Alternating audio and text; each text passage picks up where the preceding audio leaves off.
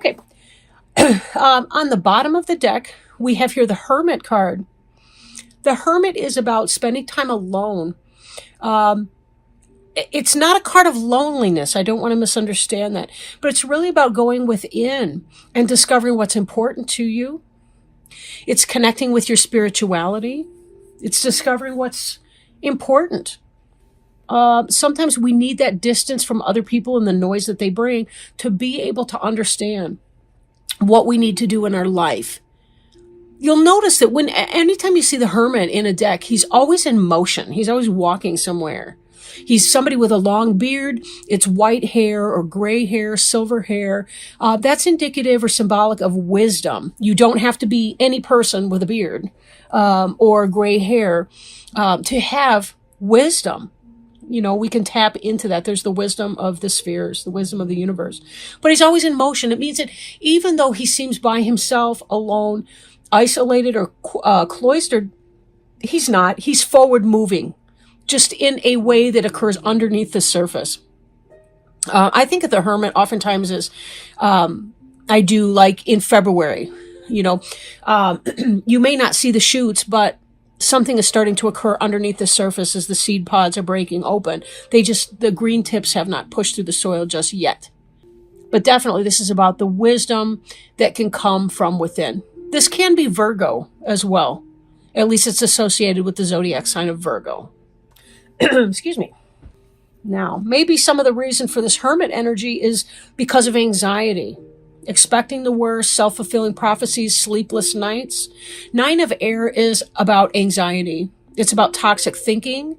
It's about emotional pain, angst. It can be other inflicted, but a lot of times it really has to do with our perception of a situation and what we're going through in that pain.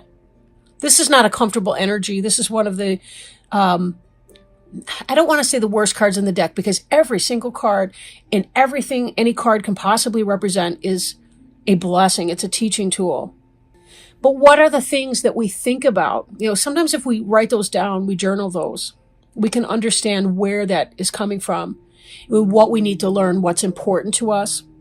You know, I use the example in my sessions and groups that, if we accidentally slam our hand in the door. Like, I remember doing stuff like that when I was a kid. I can't remember the last time I slammed my hand in a door on accident, because we learn from that. I learned from that. I'm very careful about my hands around windows and doors and things like that. It only has to happen once, and you learn. We learn the most, the fastest, the deepest, and for life from the things that cause us emotional pain. Same physical pain, same way. We learn from that. Hopefully, like the Hermit energy, it's going to help us become better versions of ourselves. Are we reaching our own personal ideal of who we want to be? Are we learning? Are we moving forward on our path? Are we employing wisdom to understand what this is about and to see if we can't find solutions? Every emotion, negative or positive, teaches us about who we are. Now, crossing you is the Two of Water. Right? The keynotes here are a relationship that continues to grow closer, forgiveness, and the positive resolution of a conflict. So for some of you, that may be what's going on here, is that something occurred and you're hoping to have positive resolution from a conflict. Two of Water can indicate a soulmate, but I'm going to defer to the keynotes on this card for the purpose of this reading because of the 9 of Air there. The 9 of Air is the general it's the general energy that you've been operating in right now. You're not only very bummed out about something, but you're in pain for some reason. What's that about? And this Two of Water here, you want the positive resolution. Forgiveness. Forgiveness of another person, forgiveness for yourself, forgiveness from another person. Take it as it resonates, right? Now here we have the Sun card. Sun card can indicate Leo, doesn't have to, because the Sun is the planetary ruler of Leo. But this is kind of what you're aiming for, what you're hoping for. You want to get out of this 9 of Air energy and you want to get into the Sun. The Sun is the happiest card in the deck. You want to have confidence in yourself, happy outcome, brilliant ideas that lead to success. It's not a joke that they put the word brilliant there. Brilliant really means shining brightly. And of course, we use it intellectually to mean intelligent, brilliant. Because the sun, right, the sun corresponds with logic, the moon with the emotional sides, rational and irrational, respectively, yin yang, respectively. You want healing. You want to feel the sun on your face when you've been in the cold of night with your thoughts. And you want the happiness and the joy that can come from releasing this energy here. Beneath you is the wheel. The wheel is about the turning of cycles, the influence of spirit. Spirit acts upon our lives. We don't always recognize that or respect that,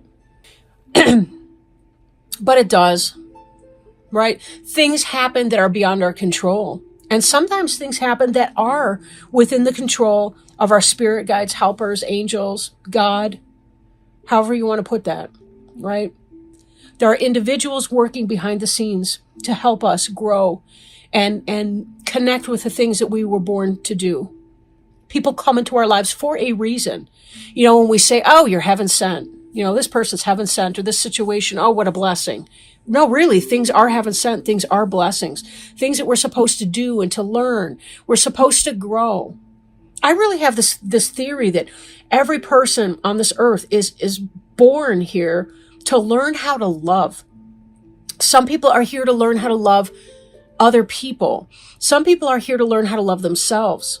And most of us are walking some kind of a line in between those two. They're not opposites. But we're all here to learn to love, really.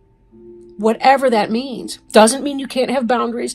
Doesn't mean you can't set rules or limits. It simply means we're here to find a balance between loving ourselves and loving other people. If we love ourselves in a toxic way, we're selfish. If we love other people in a toxic way, we're codependent and enabling, possibly even dependent. So we're here to learn to love ourselves enough and also to find that balance between selfishness and self-care, self-love, right? And Archangel Michael, I just want to point out too, he's on this card right here at the center of that. And he is one of those angels. He's an archangel who helps us to identify our spiritual path and what that is. He's a good one to ask for help. If you ever feel scared of toxic energies and so on, he can clear that for you. He's done that for me before when I thought that there was some toxic stuff in a situation, and he told me, no, we're only friends here. It's very, very reassuring. He's the angel that took, what's his name? I want to say Satan or Satan or Lucifer, or whatever you want to call him. He's the one that upon God's command, he cast Satan out of the Garden of Eden, out of heaven. So he's wrestled through that, that's the legend in part. Good stuff. I'm not here to give you Bible tutorials. I don't know enough about it, but we keep learning, don't we? Four of Fire, recent past, right? This can be happiness. This can be a wedding. This could be something solidly set. This is passion. This is fire suit, right? Contentment, peace, and abundance. Happy home life and the successful completion of a project. I see these 4 posts and I see something edifying. In other words, you think it takes, 4 posts to make the bed, 4 corners to the house, whatever that is.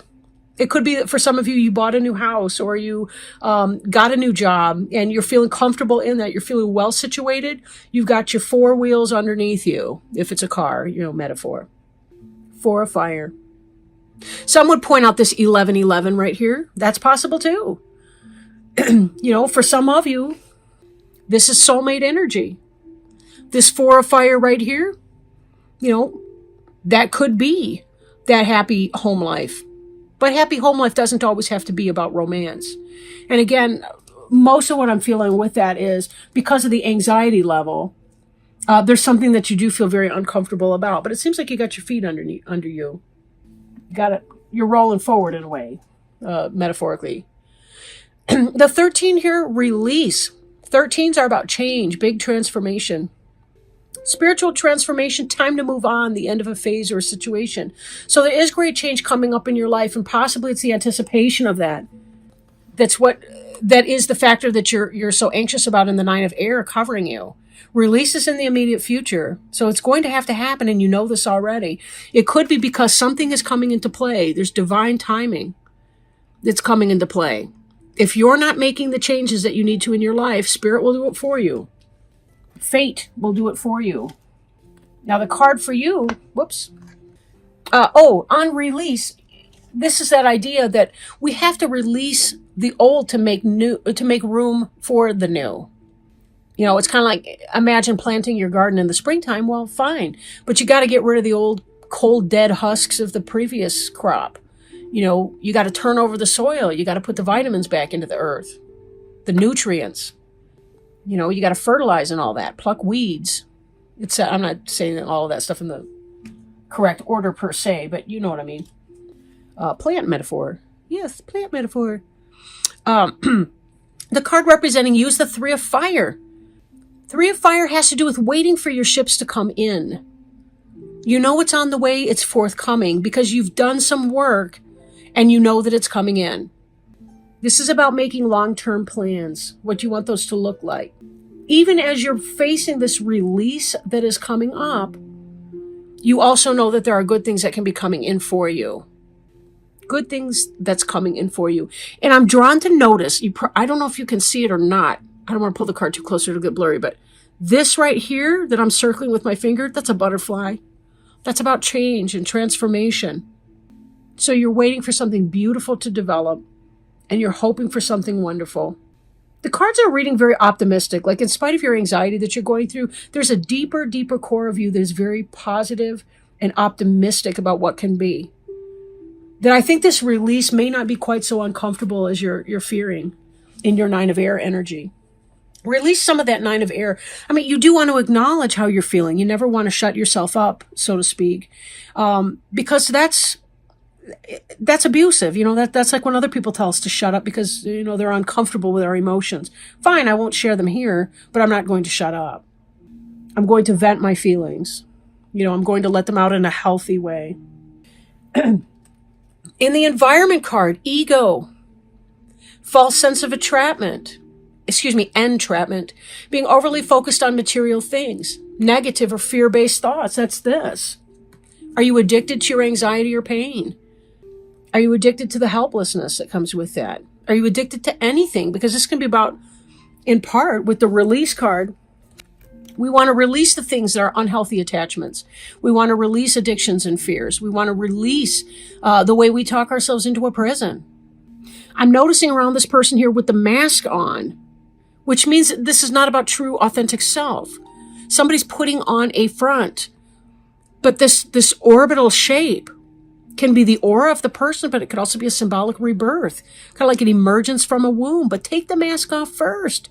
Take off the costume. I don't want to see your naked ass, but you get what I mean. Like, be you.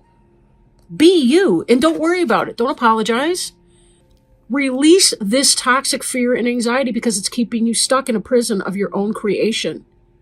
Now, if this ego is somebody else's, that could be what's giving you pause here.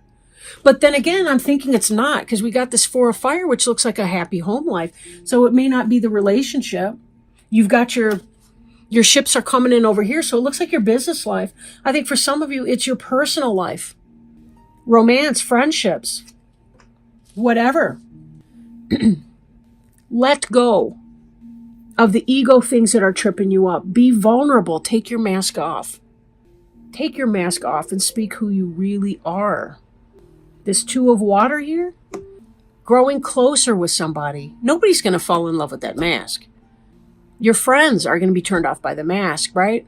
Forgiveness comes from being authentic. Because some forgiveness is going to happen. If you are in a state of conflict with another person, you can't control their reaction to that. Really, all you can do is just try to be your most authentic and real self. They'll accept that or reject that in their own turn.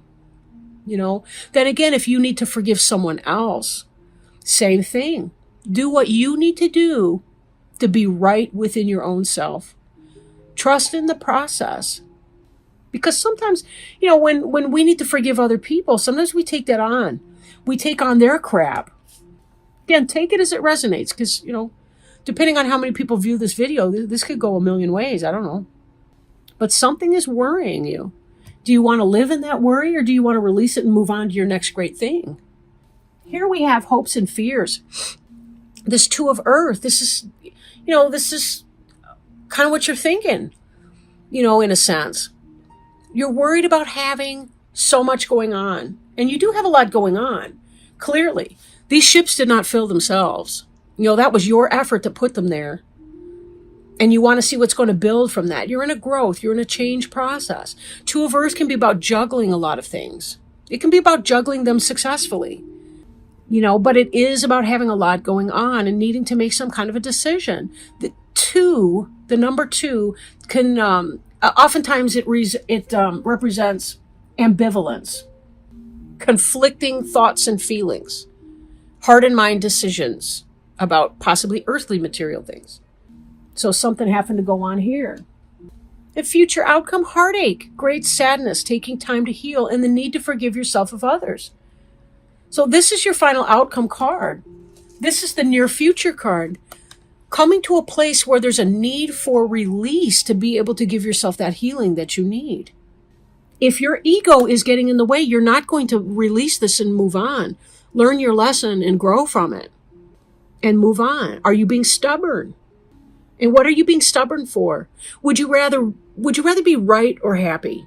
Would you rather win or be happy? Some people would rather be alone or with the wrong people because they're like, hey, screw that. I'm not becoming vulnerable to anybody. I'm not going to apologize for any reasons or whatever. Take more time if necessary in this hermit energy.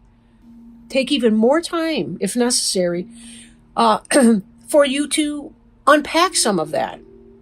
Ask yourself what purpose this ego is serving for you. Is it disconnecting you from this place of happiness that you believe you can attain, that you can be here, that you can feel happy and rebirth, rejuvenation, contentment? Are you blocking the sun element from coming in because your ego is preventing you from releasing something? Because that's choice-based. These are karmic lessons. And the thing about a lesson is it's going to happen again and again and again and again until we learn it. There used to be, I guess there still is. There's a Depeche Mode song from back in the 80s. It was, I don't want to start any blasphemous rumors, but I think that God has a sick sense of humor. This is one of those times. We get to have the Groundhog Day over and over and over again until we get the lesson right. So what is it for you and what will it cost you? If you think about what will it cost you to release the things of your ego so that you can find some kind of healing here and move on to your next best thing, into your next joy.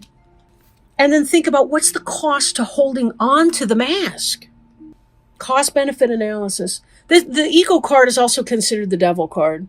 Maybe it's the 13, whatever.